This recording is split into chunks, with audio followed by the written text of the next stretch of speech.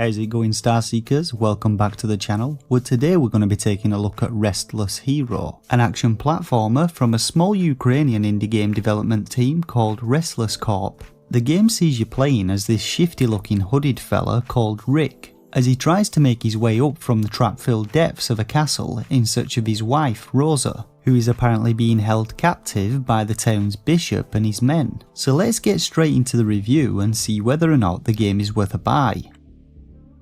So things kick off with a bit of an intro where we see Rosa with a massive head buying some goods from a wizard looking chap called Mr. August who can't even get a name right. Rosa then returns home to find her husband Rick returned from a hunt early, after which she expresses a desire for the two of them to leave the town due to an increased number of people being burnt to death in witch hunts conducted by the Inquisition. Lo and behold, the bishop turns up knocking at the door and carts Rosa and Rick off with the help from his giant spoon-wielding henchman, tossing Rick down into the dungeons where the game begins. Now I will mention that grammar mistakes are found throughout the game's dialogue, but it's still easy to follow, and some mistakes even add humour to what should be a serious plot, which is not always a bad thing. Now gameplay in Restless Hero keeps things very simple, with the objective in each of the game's 30 levels being to simply reach the exit door to proceed on to the next level. Level layouts start out relatively simple, but quickly work up to being quite complex mazes of rooms and corridors. And I will say this, it can become an issue as there's no clear direction on where you should be going, and it's usually just a case of stumble around until you find the exit door. Now to get about levels you're able to move, jump and perform wall jumps, with your character sticking to walls Ninja Gaiden style. But the jumping in the game takes some getting used to, as pressing your jump button doesn't just perform an upward jump, it also propels you forwards. And this can be pretty irritating when hopping between smaller platforms or jumping to avoid dangers. For the most part though, platforming is fine when you get to grips with the unusual jumping mechanics.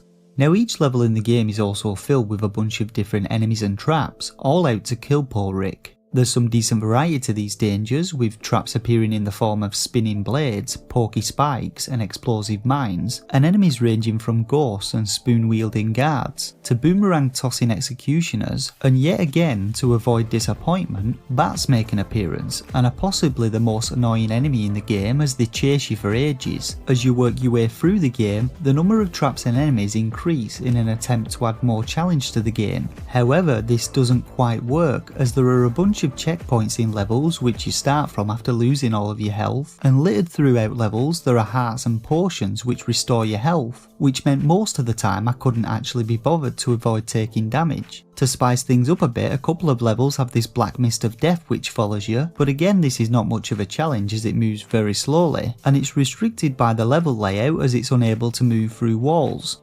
So in addition to the pickups in levels, we also get 3 different superpowers to select from prior to starting a level. Selecting one of these costs green potions, which can be collected in levels or awarded every 5 minutes by selecting the bonus option from the main menu, and you're able to upgrade each ability increasing its number of charges by spending green potions and by collecting gold bars found in chests hidden throughout each level. When activated with the Y button, the first superpower makes us immune to damage for a short period of time, the second allows us to destroy one enemy or trap, and the third fully restores our health. And as with health pickups, we find ample amounts of lightning bolts and yellow potions scattered throughout levels, each of which restore our superpower charges. Now when it comes to the game's visuals and audio, we can see that it doesn't feature the highest quality or the most detailed of pixel art, but I still thought it was pretty good. Each enemy is uniquely designed, and I thought the devs did a great job with adding lots of little details to levels, making them feel more believable. There are also 3 different floors to the castle, each with their own visual theme, so you aren't stuck looking at the same visuals throughout the whole game.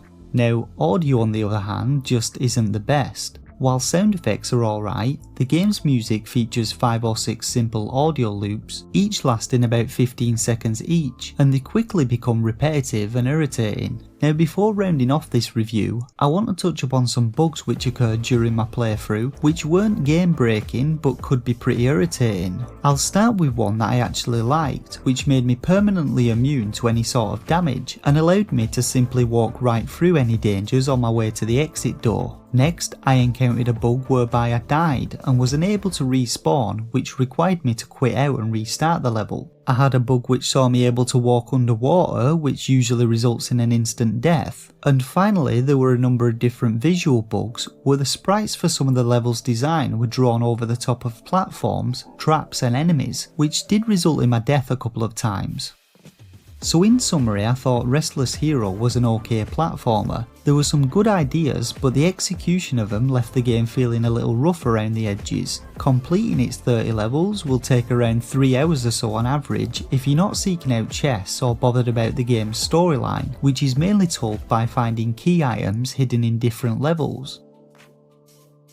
So now let's get on to rating Restless Hero. Now I rate games between 1 and 5 stars, with a shovelware stamp of approval reserved for the worst games on the eShop. This rating is based on my own personal opinion on the quality and quantity of a title's gameplay and whether I feel it offers value for money to potential buyers. For a rating, I'd give Restless Hero 2 out of 5 stars. While it's not the most polished of platformers and I think it's a little overpriced for the game's length, the developers still did a good job with Restless Hero and I look forward to seeing what they come up with next. You can get Restless Hero from the UK Switch eShop for £5.29 or from the US eShop for $6.99. Alternatively, the game's also available on Xbox One and Steam.